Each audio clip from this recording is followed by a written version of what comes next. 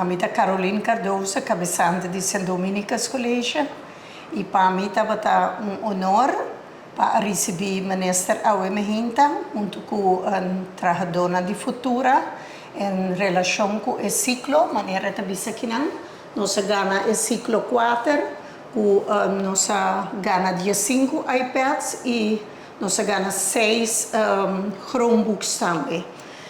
Ministro e trabalhadora de futura para presenciar com muito não com trabalhar para não por cooperar bom com outro colaborar ter uma boa comunicação a base de programa não pensa crítico e também para não por resolver problema e agora nós está na caminho para sair e agora nós temos o honor também de como ministro também nós aproveitar abrir nosso tech room oficial ministro a corte cinta com muito de classe 1 e assim nós assim apertura oficial de tech room.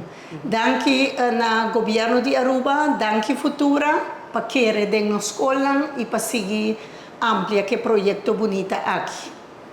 Maneiro Mario tá DGA de escola, então está seguir a entrevista. Sim, bom dia. Amita Mario Lobo, waarnemend hoofd e mita DGA de na escola e também de escola. Então nós sonhamos sempre para abrir tech room.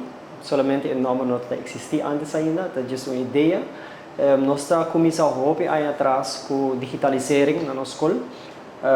E na pari anos atrás nós começamos a schafar algum hardware para emocionar começar assim que está digitalisering, que está coderen e com a anfrage agora que nós fazemos com de EduTech nós podemos lograr nosso sonho e fazer uso de todo o material que nós temos. Esta local em cabeçante avisa dus promover e promover a habilidade do século 21, dos 21st century skills.